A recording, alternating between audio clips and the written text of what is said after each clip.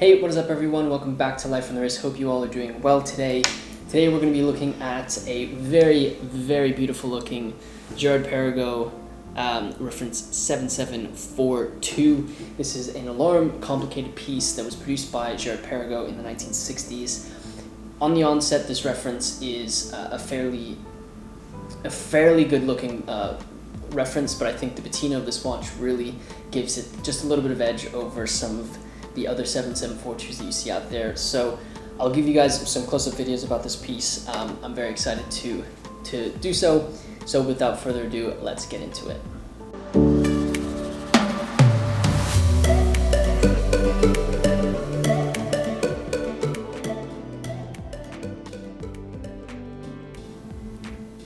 For some of us, it may be hard to think of a time without cell phones.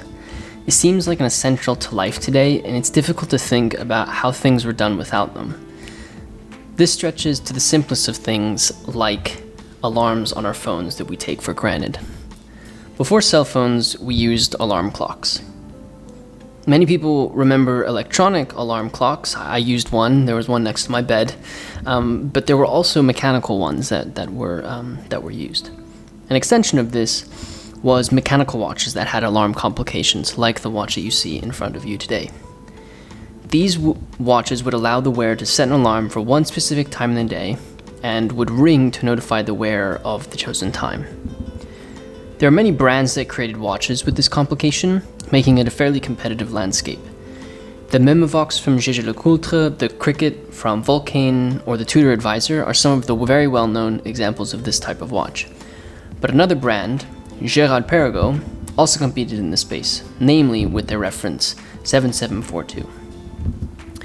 The reference 7742 was launched in 1960. It was the first serially produced reference that Girard Perregaux made with the alarm complication. They later came out with the reference 9091 with an updated case design.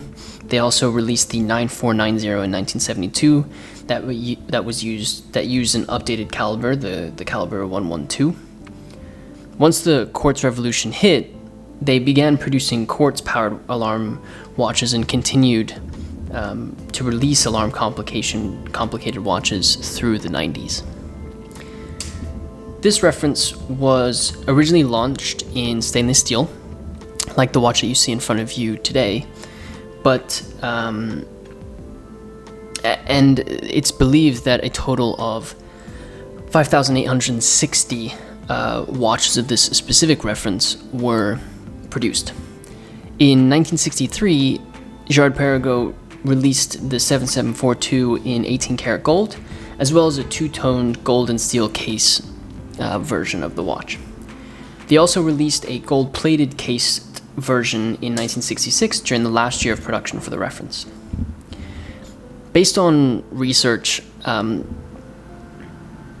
it's known that only 100 watches were made in 14-karat gold. There were 950 that were made in the two-tone steel case, but the split of the remaining pieces made in steel or in gold-plated cases is currently unknown.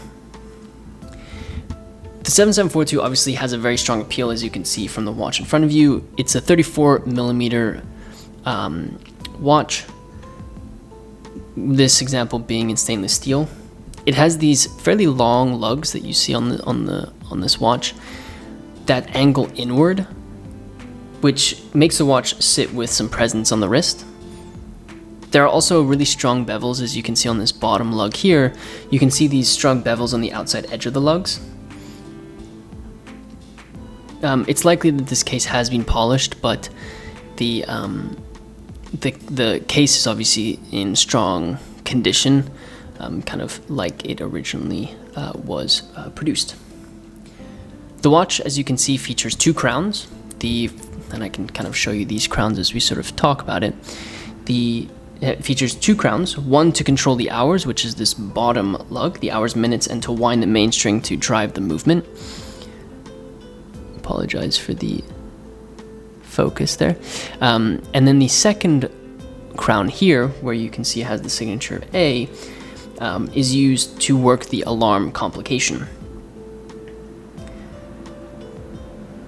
The difference between the Girard Perregaux 7742 and some of the other contenders of this era for alarm complicated pieces was that instead of using a pointer or an inner disc that would point to the hour hand on the outside of the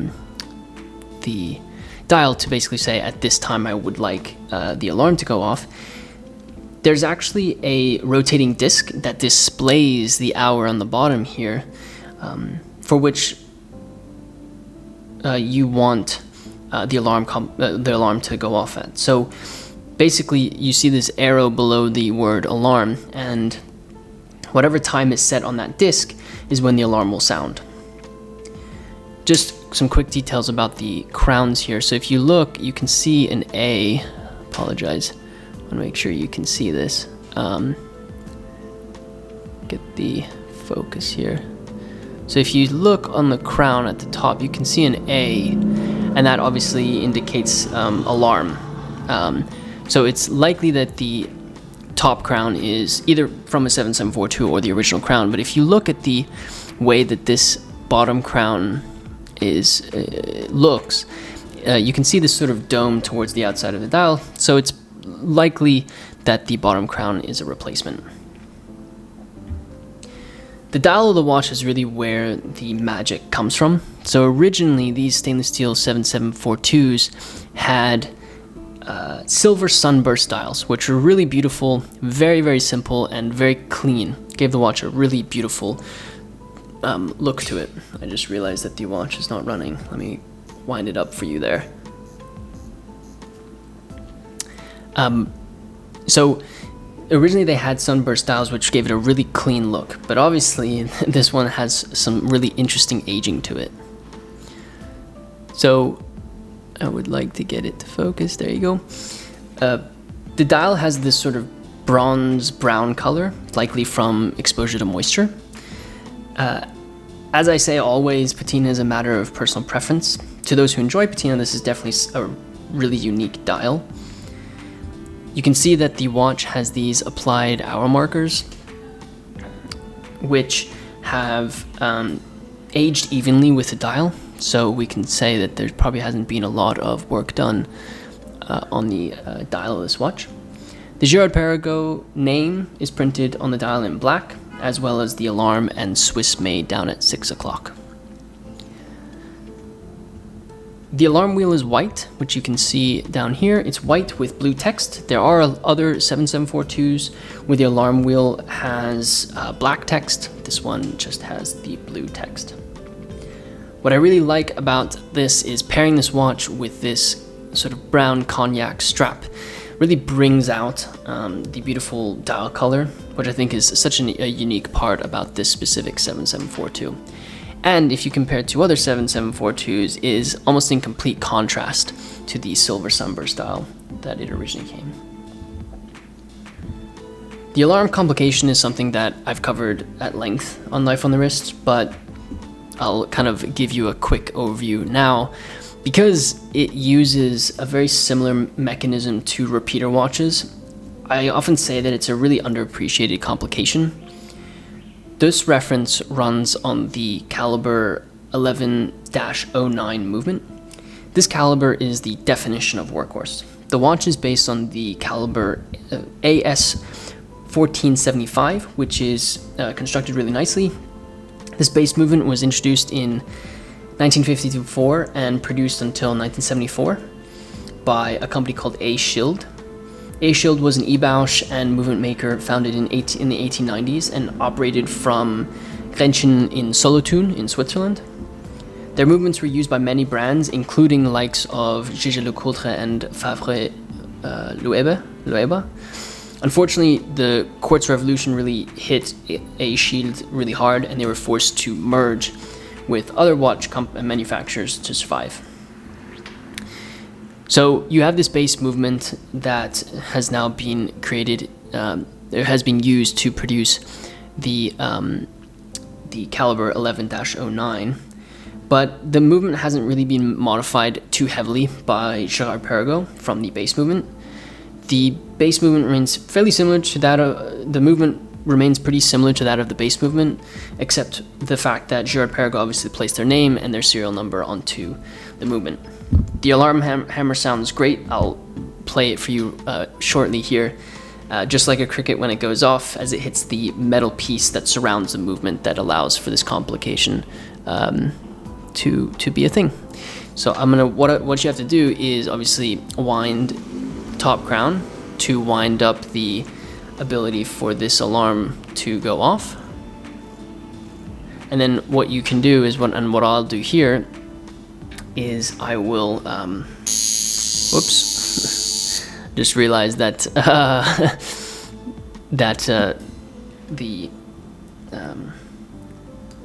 time is set to when the complication is going to go off. I apologize there for the big reveal.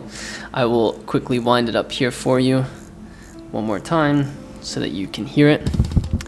So what we'll do is we'll pull out the crown, and what's really nice about this is that, if I can get it to focus, is that I can essentially move the alarm. So what you can see here is basically this is where the aging of the watch took place, because the wheel is not white, but it has that sort of bronze brown look to it. And as we get closer, the alarm will go off.